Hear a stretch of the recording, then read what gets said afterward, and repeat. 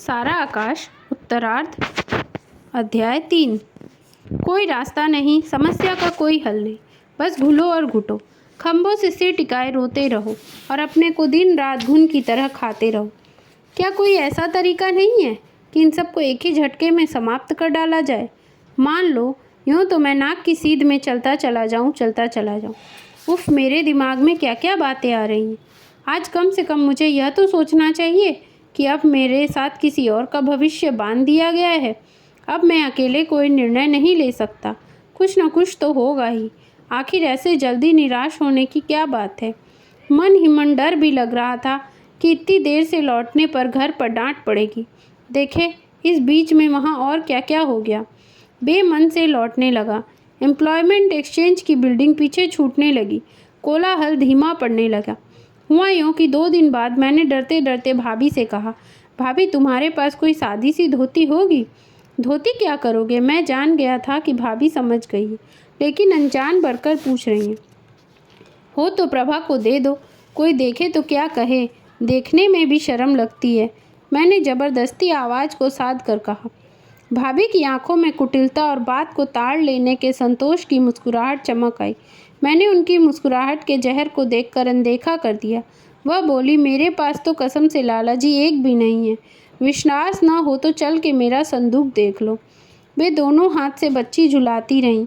अम्मा के पास तो होगी एक आध, उनसे क्यों नहीं पूछ लेते? अम्मा के पास जाने की हिम्मत नहीं पड़ रही थी, इसलिए तो भाभी के पास आया था। अब जरा सा साहस बंधा, अपने को समझाया कि इसमें डरने की क्या बात है। मैं बोलने लगा हूँ, इस बात को जान तो गई है वह। इधर उधर चक्कर काटकर अम्मा के पास पहुँचा। पूछा, अम्मा तुम्हारे पास एक आध धोती तो नहीं है? उनकी ओर सीधे देखने का साहस नहीं पड़ रहा था। कैसी? प्रश्न के बाद ही पूछा, तूने अभी तो एक पतलून बनवाई थी। मुझे नहीं अम्मा, मैं प्रभा के लिए पूछ रहा था। उसकी धोती एकदम फट गई है, उधर देखा नहीं जाता। ओह, तो यूँ नहीं कहता कि बहू के लिए चाहिए? घुमा फिरा के क्यों पूछ रहा है? प्रभा का नाम सुनते ही अम्मा का चेहरा जैसे बुझ गया।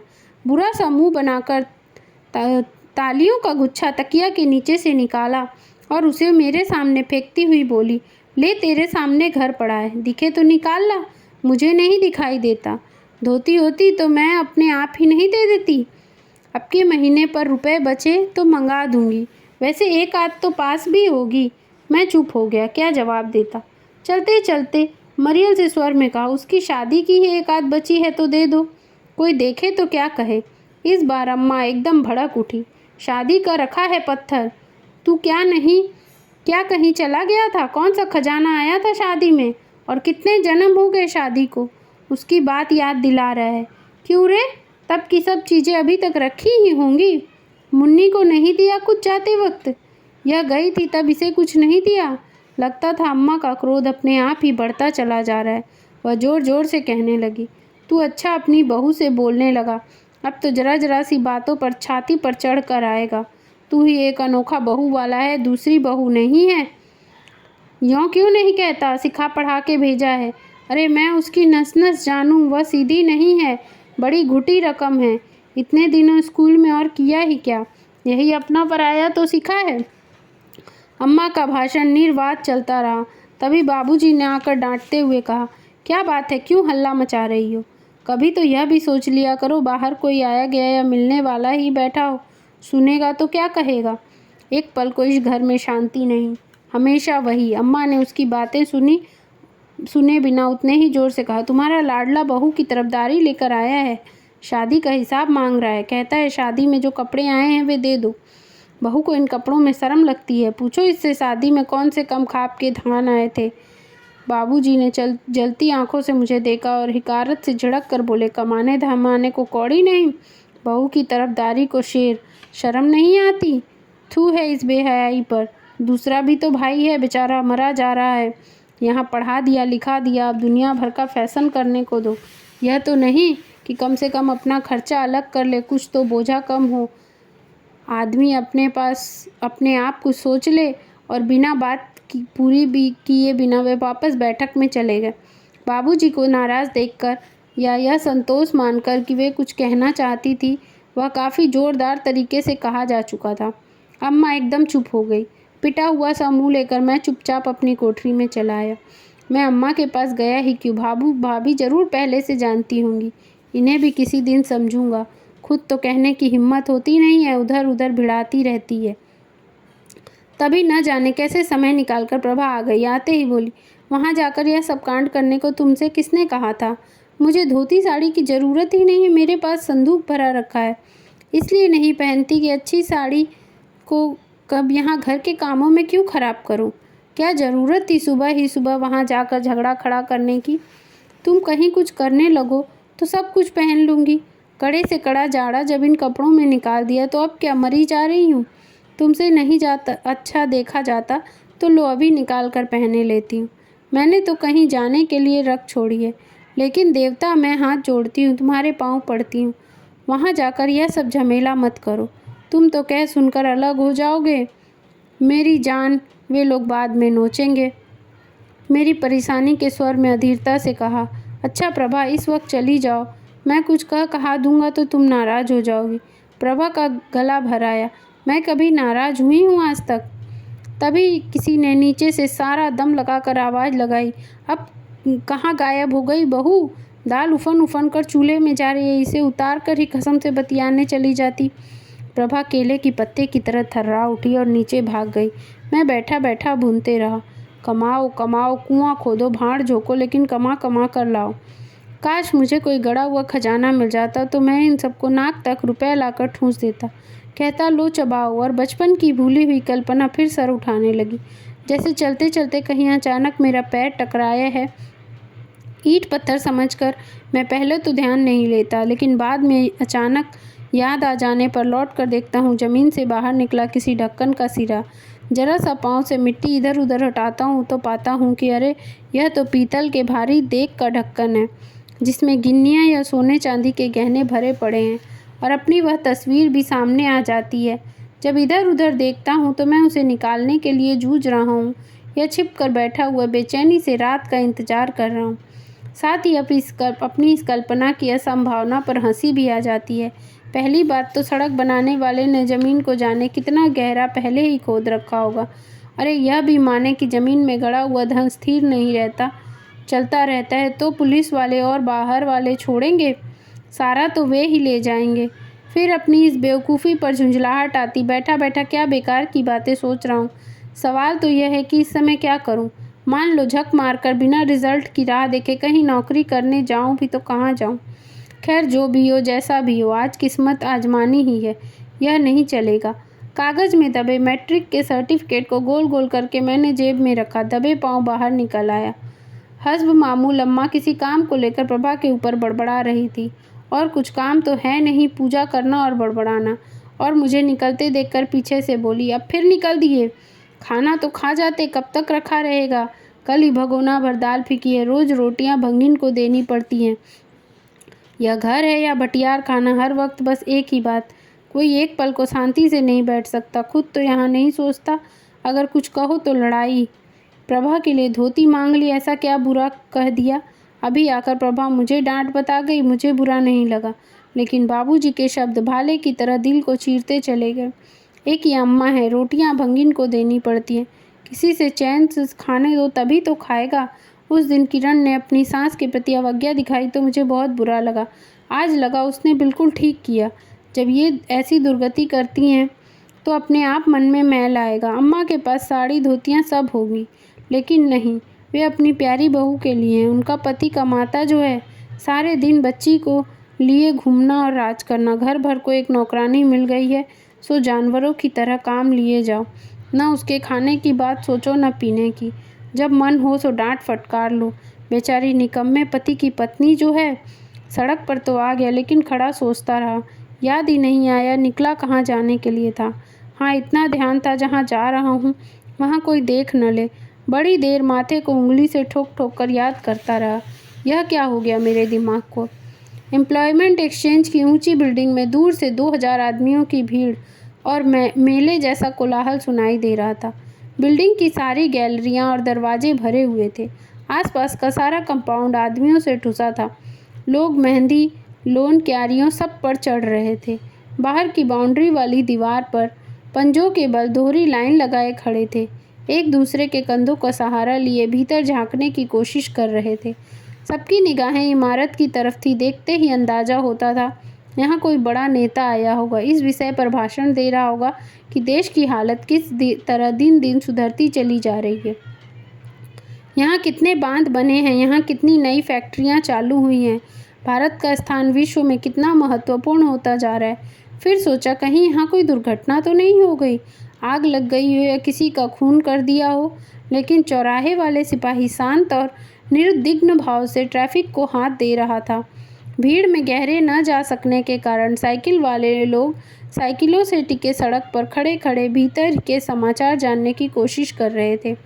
भीड़ के किनारे जाकर खड़ा ही हुआ, किसी ने कंधे पर हाथ रखा। कहिए स्वयं सेवक जी। चौंक कर पीछे मुड़ा, तभी सुना, माफ़ कीजिएगा, मुझसे गलती हो गई। बनियान झलकता, महीन मलमल का कुर्ता पजामा और रूखे बालों को पीछे की ओर काढ़े गोरे से एक सज्जन थे। अपने पतले चेहरे पर क्षमा की एक मुस्कुराहट लाकर बोले, मैंने आपको देखकर कोई और समझा था। मैं भी मुस्कुरा पड़ा, कोई बात नहीं। फिर पूछा, आपको पता है आज यहाँ क्या हो रहा है? ना मालूम क्यों उस व्यक्ति का चेहरा मुझे कुछ आकर्षक लगा। आज यहाँ शायद मजदूरों या क्लर्कों की भर्ती है। इस बार खड़ा टीन का काला सा नोटिस बोर्ड ध्यान से देखते हुए उन्होंने बताया। मैं भी झुककर देखने लगा। ऊपर से नीचे तक सैकड़ों नौकरियों के नाम लिखे थे। प्रायः सभी के आगे चौक से क्रॉस के चिन्ह लगे थे। बढ़ई के आगे लिखा था 10 बढ़ई, मजदूरों के आगे लिखा था 50 मजदूर और क्लर्क के आगे था 3 क्लर्क। अथाह आश्चर्य से मेरा मुंह खुला रह गया। 63 आदमियों की ज़रूरत है और 3000 आदमियों की भीड़ यहाँ जमा है। दिल कैसे चमक गया। थोड़ी देर तमाशा देख दिखाकर मैं सिर लटकाए घर लौट आया। नहीं, इस अथाह भीड़ में मेरे लिए कोई जगह नहीं। दिवाकर ठीक कहता था, अच्छी डिग्री जब तक ना हो, अच्छी नौकरी भी नहीं मिल सकती। यहाँ मैं क्या करूँगा? इन हजारों लोगों में से कोई एम्प्लॉयमेंट ऑफिसर का भांजा होगा, कोई भतीजा। पहले उनके नाम जाएंगे या मेरा? थोड़ी दूर साथ साथ लौटते हुए कड़वाहट से उन साहब ने कहा था, दिन रात गला फाड़कर चीखने वाले इन नेताओं को शर्म तो नहीं आती? अपने वनमानुषों जैसे मुंह को गंभीर बना बनाकर कहेंगे कि अब हम स्वतंत्र हैं। देश के नवनिर्माण के लिए हमें अच्छे से अच्छे इंजीनियर चाहिए, डॉक्टर चाहिए, मशीन चलाने वाले लोग, वैज्ञानिक चाहिए। तुम्हें किसी की ज़रूरत नहीं। तुम्हें अपने बंगलों कोठियों की क्यारी हरी भरी रखने को माली चाहिए, गाड़ियाँ चलाने के लिए ड्राइवर चाहिए, यह चाहिए, यह चाहिए। चाहिए तुम्हें पत्थर। उनका गुस्सा मुझे अपने घाव सहलाता लगा। ठीक ही तो है, जिनकी इच्छा आगे पढ़ने की है, कुछ बनने की है, उन पास न साधन है न सुविधाएं।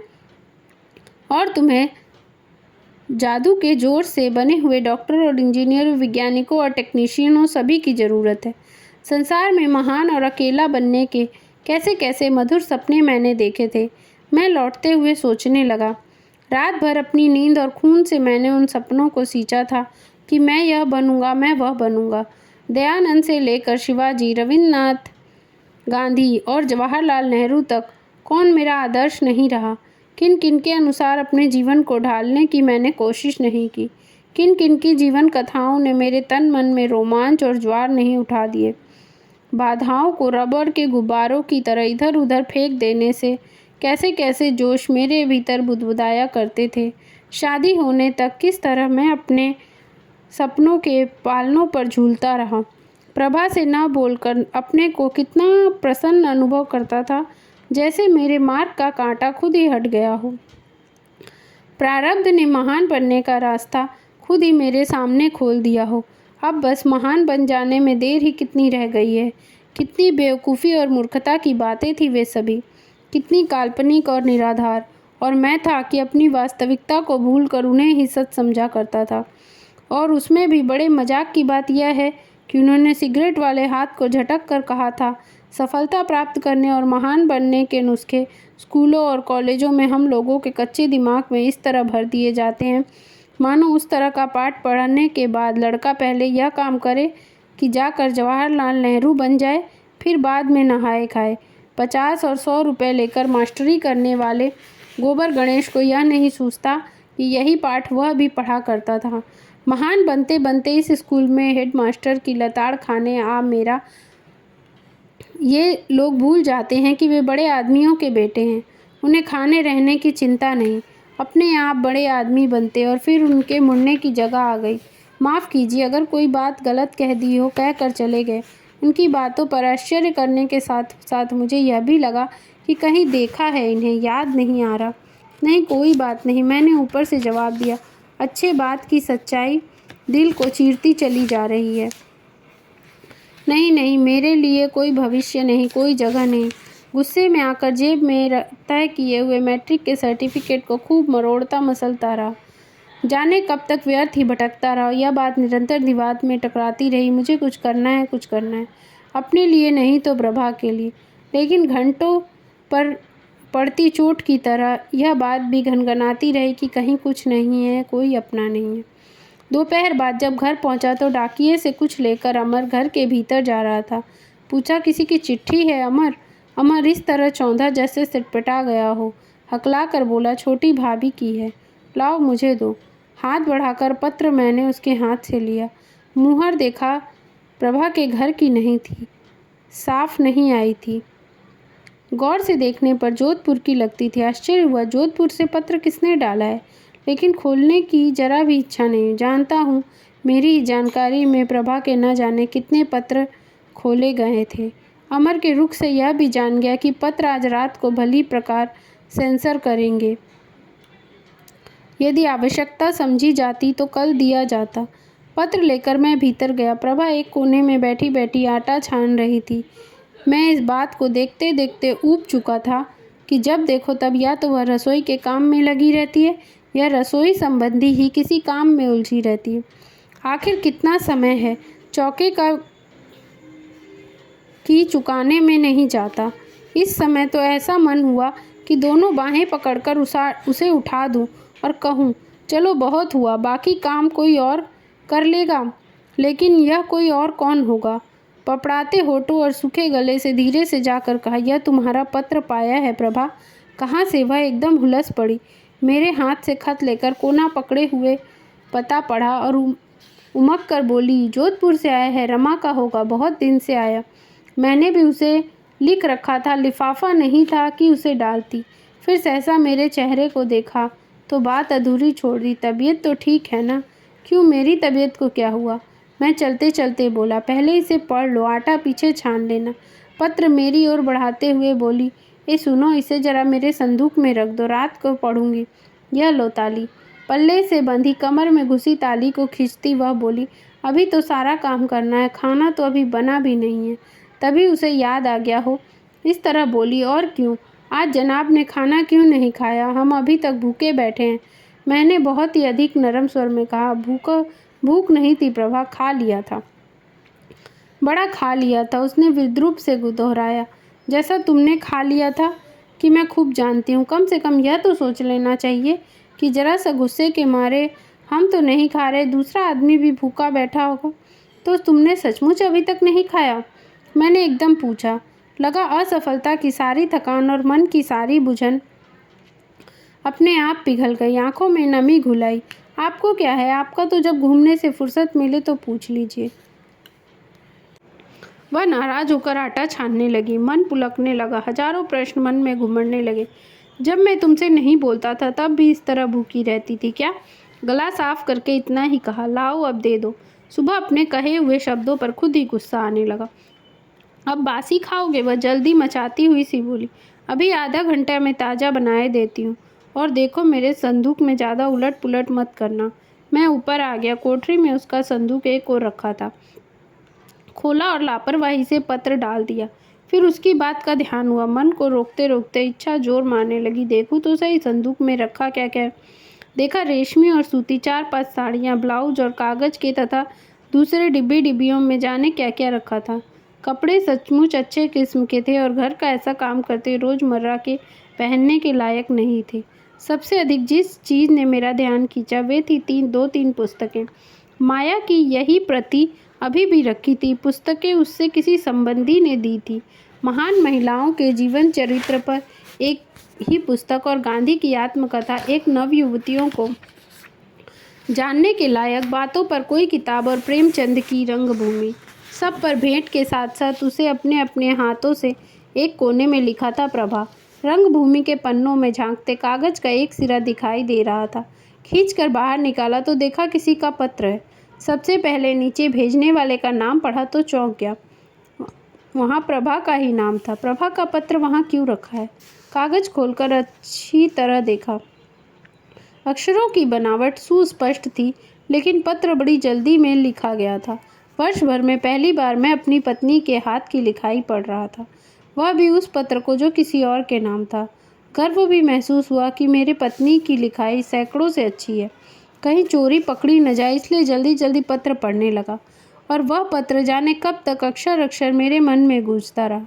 लगता है जैसे मैं उसे दोहरा नहीं रहा, बल्कि खुद वही रात के अंधेरे में लेटी लेटी मुझे अपने मन को खोल कर बता रही है। थोड़े दिनों बाद तो मुझे विश्वास नहीं रहा कि सचमुच मैंने इतना पत्र पढ़ा। फिर तो ऐसे लगने लग गया पत्र तो छोटा था, उसे मेरी मन की कल्पनाओं ने खींच तान कर बढ़ा लिया। हाँ, इतना ज़रूर याद था कि पत्र कई किश्तों में लिखा गया था, क्योंकि लिखाई कई बार टूट टाट कर नहीं हुई। बहुत दिन बाद तक पत्र का जो विस्तार पूर्वक रूप मुझे याद रहा वह शायद यूँ था। प्रिय रमा, जब तुम्हारा पत्र मिला मैं अम्मा के पास ही थी। शायद अम्मा के पास जब वापस पहुंचूंगी तभी तुम्हें इसका जवाब मिलेगा।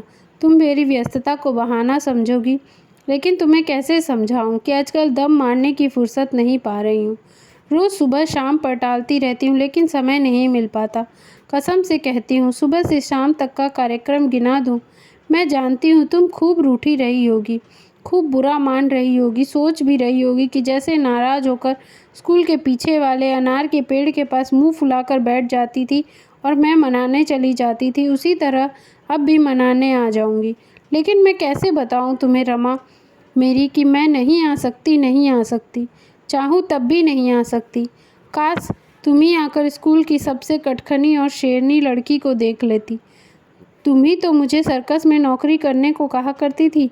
अब मैं अनुभव करती हूँ कि हमारा चाहना कितना झूठा होता है। हम लोग न जाने क्या क्या चाहा करते हैं। कोई सीमा होती है हमारे चाहने की? संसार की हर अच्छी चीज़ को चाहने की, स्कूल की दिनों की कल्पना, वे भावुकता भरे सपने। रमा, उस समय हमें कोई नहीं रोकता था। यह सब झूठ है। किसी भी लड़की की शादी होती है और मैं जाकर उसके पति को देखती तो सोचा करती थी कि मेरा पति ऐसा थोड़े ही होगा। मेरा पति तो प्रोफेसर होगा, कहीं अफसर होगा, किसी बड़ी कंपनी का मैनेजर होगा। हम और वह बस दो ही प्राणी होंगे। ये किलबिल सास देवर भाई भतीजे कुछ नहीं होंगे। खूब लंबी चौड़ी एकदम नए ढंग की कोठी होगी। जहाँ भी कोई फर्नीचर अच्छा लगता उसे अपनी कल्पना की कोठी में सजा लेती। रंग रोगन, पॉलिश, पर्दे, चारों ओर सदाबहार मेहंदी की लाइनों में कई लॉन लगे हॉल, कई टेनिस या बैडमिंटन कोर्ट होता। 3-4 नौकर सुबह ये मुझे बड़े प्रेम से उठाएंगे, मेरे देर से सोने की आदत को बुरा भला कहेंगे। चाय पीते पीते, हंसते हंसते, अखबार पढ़ते पढ़ते सारा समय निकल जाएगा। इन्हें दफ्तर जाने के बाद बड़ी मुश्किल से मेरा समय कट पाया करेगा। किसी पड़ोसन के यहाँ चली जाया करूँगी, उसे बुला लिया करूँगी। फिर शाम को हम किसी सिनेमा या दोस्त के यहाँ जाया करेंगे। फिर शाम को हम रोज़ किसी सिनेमा या किसी दोस्त के यहाँ जाया करेंगे। ऐसे ही और भी जाने क्या क्या बातें थी जिनमें डूबी रहती थी। अब तो सब याद भी नहीं आती। लेकिन रमा, कल्पनाएं ही सच हो जाया करती तो फिर सच कहना ही क्या। हमारी हर हंसी पर भाग्य दांत पीसता है। हम रोते हैं और वह खिलखिलाता है। वह जानता है कि कठपुतलियों की तरह उछल कूद हम चाहे कितना भी कर लें, डोरियां तो उन्हीं हाथों में थमी हैं जो दया माया नहीं जानते। कविता, मैं बोलूँ तो क्या कहूँगी। उन सभी बचपन के सपनों के दिए आज यथार्थ के विषैले धुएं में घुट घुट कर बुझ गए हैं और तड़फड़ाते धुओं के भयंकर सांप इधर उधर से मंडरा रहे हैं। सांपों से पहले भले ही डरा करती हूँ, अब तो रमा डर भी नहीं लगता। चाहती हूँ कोई मुझे डस ले। नई नई मुसीबतों की सूरत देकर अब तो सिहरन तक नहीं होती। लगता है हृदय जमकर पत्थर हो गया। रमा, यह नहीं होता तो बताओ कैसे बची रहती। अब तक या तो विष खा लेती या कुएं में कूद मरती। देखो ना, मैं अपनी बातें लिखी जा रही हूँ। यह भी नहीं सोच रही हूँ कि तुम ऊब रही होगी। लेकिन अपना भी मैंने लिखा क्या? मैं जानती हूँ अगर अपना ज़रा लिखूँगी तो तुम तक यह पत्र नहीं पहुँच पाएगा। इससे ज़्यादा नहीं लिख सकती। प्रार्थना करती हूँ इससे ज़्यादा पूछना भी मत।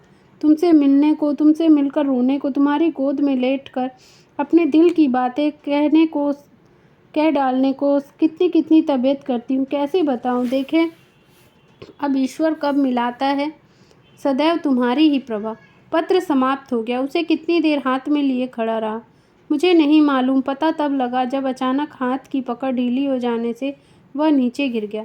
चौंक कर उसे यथास्थान रखा। संदूक बंद किया तो लगे जैसे किसी जिंदा जीव को मार कर गाड़ रहा हूँ। भर आई आंखें पोंछी। प्रभा, मेरी प्रभा, तुम नहीं जानती, यही स्वप्न तो मेरे भी हैं।